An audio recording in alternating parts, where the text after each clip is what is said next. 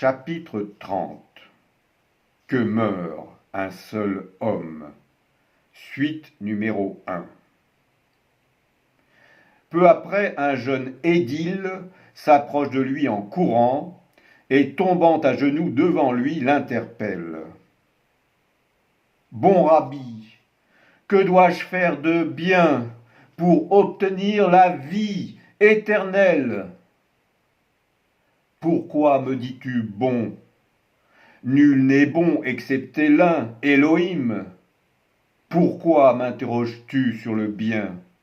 Unique est le bien. Mais si tu veux entrer dans la vie, observe les commandements. Lesquels insiste l'homme ? Les commandements, tu les connais. N'assassine pas, n'adultère pas, ne vole pas, ne porte pas de faux témoignages, ne fraude pas. Glorifie ton père et ta mère, et aime ton prochain comme toi-même. Rabbi, tout cela je l'observe depuis ma jeunesse. Que me reste-t-il à faire ? Comme Jésus le fixe du regard, il se met à l'aimer et il lui dit : « Il te manque encore seulement ceci. Va, vends tes biens, tout ce que tu as, distribue-le aux pauvres, et tu auras un trésor dans les cieux. Puis viens et suis-moi. » À ces paroles, le visage du jeune homme s'assombrit en se voilant de tristesse. Puis, il s'en va. En effet, ayant de nombreuses possessions et propriétés, il est fort riche. Alors Jésus, tournant lentement son regard sur tous ceux qui l'entourent, déclare : « Comme il est difficile à qui possède des biens et des richesses de parvenir au royaume d'Élohim. » Entendant cette parole, les disciples sont effrayés. Mais Jésus poursuit ainsi : « Enfants, comme il est difficile d'entrer dans le royaume d'Élohim. Amen, je vous le dis. Un riche entre difficilement dans le royaume des cieux. Je vous le dis encore, oui, il est plus facile à un chameau de passer par le trou d'une aiguille qu'à un riche d'entrer dans le royaume d'Élohim. » Cependant, étant extrêmement frappés par ces paroles, les disciples se disent entre eux : « Alors, qui peut être sauvé ? » « Aux hommes, leur répond Jésus, les fixant des yeux. C'est impossible. Mais à Elohim, oui, tout est possible. Voici, dit Pierre, nous avons tout quitté, tout ce qui est à nous, et nous t'avons suivi. Qu'en sera-t-il pour nous ? Amen. Je vous le dis, personne ne laisse maisons et champs, mère ou père, frères ou sœurs, et enfants à cause de moi, de mon nom et du message du royaume, sans recevoir 100 fois davantage, maintenant et dans son temps, maisons et champs, mères, frères et sœurs, et enfants, cependant avec des persécutions, mais la vie éternelle dans l'ère qui vient. Aussi, beaucoup de premiers seront derniers, et des derniers premiers. Amen.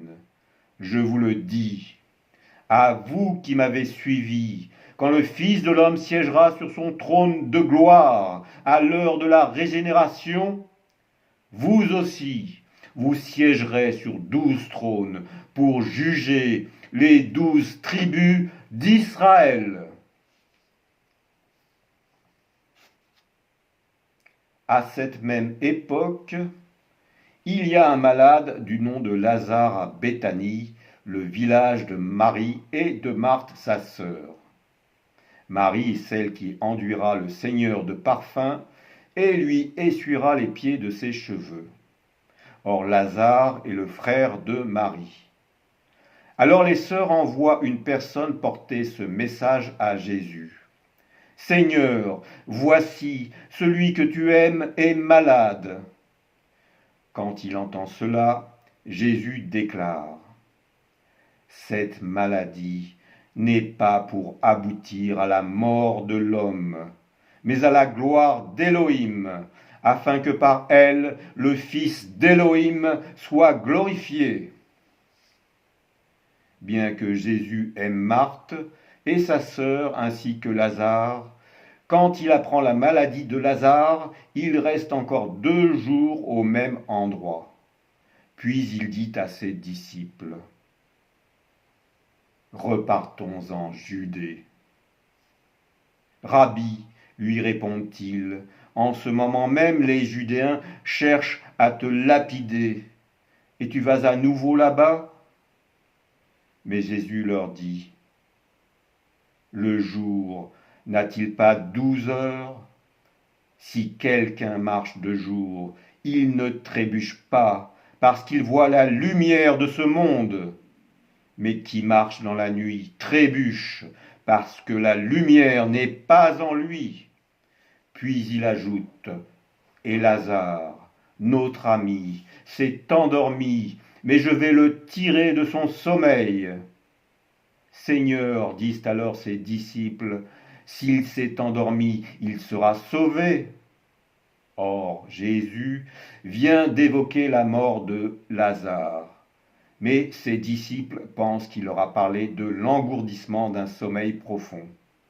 Aussi, il leur annonce clairement, et Lazare est mort. Et à cause de vous, j'ai la grâce de ne pas avoir été là, cela pour que vous ayez foi, mais allons vers lui. À cette parole, Thomas, appelé Didymos, le jumeau, dit aux autres disciples, « Allons-y, nous aussi, pour mourir avec lui. » Quand Jésus arrive à Béthanie, cela fait 4 jours que le corps de Lazare a été déposé dans son sépulcre. Or, Béthanie, se situant à moins de 15 stades de Jérusalem, c'est-à-dire à environ un peu moins de 3 kilomètres, de nombreux Judéens sont venus voir Marthe et Marie pour les réconforter dans leur deuil. Cependant, dès que Marthe apprend que Jésus est sur le point d'arriver, elle part à sa rencontre, tandis que Marie demeure assise chez elle. Voyant Jésus, Marthe lui dit, « Seigneur, si tu avais été là, mon frère ne serait pas mort. Mais maintenant même je le sais, tout ce que tu demanderas à Élohim, Élohim te l'accordera. » Ton frère, répond Jésus, se relèvera. Je sais, dit Marthe, qu'il se relèvera à la résurrection, au dernier jour. Alors Jésus déclare, moi, je suis la résurrection et la vie. Qui a foi en moi, même s'il est mort, vivra.